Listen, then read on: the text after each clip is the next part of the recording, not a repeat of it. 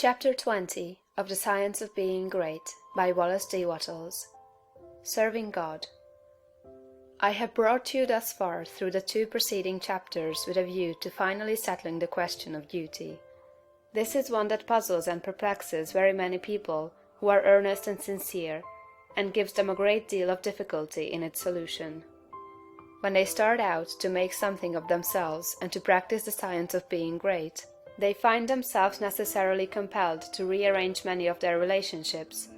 There are friends who perhaps must be alienated. There are relatives who misunderstand and who feel that they are in some way being slighted. The really great man is often considered selfish by a large circle of people who are connected with him and who feel that he might bestow upon them more benefits than he does. The question at the outset is it my duty to make the most of myself regardless of everything else? Or shall I wait until I can do so without any friction or without causing loss to anyone? This is the question of duty to self versus duty to others. One's duty to the world has been thoroughly discussed in the preceding pages, and I give some consideration now to the idea of duty to God. An immense number of people have a great deal of uncertainty, not to say anxiety, as to what they ought to do for God. The amount of work and service that is done for him in these United States in the way of church work and so on is enormous. An immense amount of human energy is expended in what is called serving God. I propose to consider briefly what serving God is, and how a man may serve God best, and I think I shall be able to make plain that the conventional idea as to what constitutes service to God is all wrong. When Moses went down into Egypt to bring out the Hebrews from bondage, his demand upon Pharaoh, in the name of the deity, was, "Let the people go that they may serve me." He led them out into the wilderness, and there instituted a new form of worship, which has led many people to suppose that worship constitutes the service of God, although later God himself distinctly declared that he cared nothing for ceremonies, burnt offerings, or oblation, and the teaching of Jesus, if rightly understood, would do away with organized temple worship altogether. God does not lack anything that man may do for him with their hands or bodies or voices. St. Paul points out that man can do nothing for God does not need anything. The view of evolution that we have taken shows God seeking expression through man. Through all the successive ages in which his spirit has urged man up to the height, God has gone on seeking expression. Every generation of man is more godlike than the preceding generation.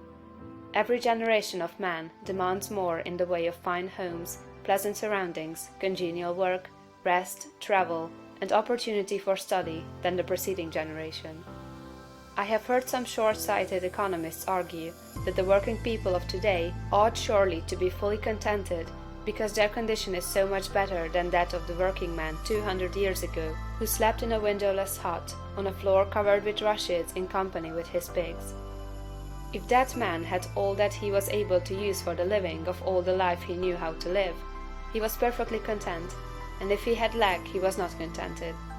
The man of today has a comfortable home and very many things, indeed, that were unknown a short period back in the past, and if he has all that he can use for the living of all the life he can imagine, he will be content. But he is not content. God has lifted the race so far that any common man can picture a better and more desirable life than he is able to live under existing conditions. And so long as this is true, so long as a man can think and clearly picture to himself a more desirable life, he will be discontented with the life he has to live, and rightly so. That discontent is the Spirit of God urging man to do more desirable conditions. It is God who seeks expression in the race. He works in us to will and to do. The only service you can render God is to give expression to what he is trying to give the world through you. The only service you can render God is to make the very most of yourself in order that God may live in you to the utmost of your possibilities. In a former work of this series, The Science of Getting Rich, I refer to the little boy at the piano, the music in whose soul could not find expression through his untrained hands. This is a good illustration of the way the Spirit of God is over, about, around, and in all of us, seeking to do great things with us, so soon as we will train our hands and feet, our minds, brains, and bodies to do his service.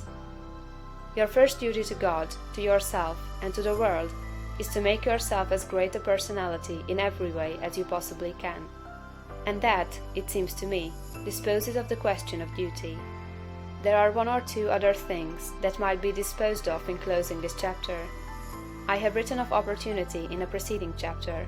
I have said, in a general way, that it is within the power of every man to become great, just as in the science of getting rich, I declare that it is within the power of every man to become rich. But these sweeping generalizations need qualifying. There are men who have such materialistic minds that they are absolutely incapable of comprehending the philosophy set forth in these books. There is a great mass of men and women who have lived and worked until they are practically incapable of thought along these lines, and they cannot receive the message.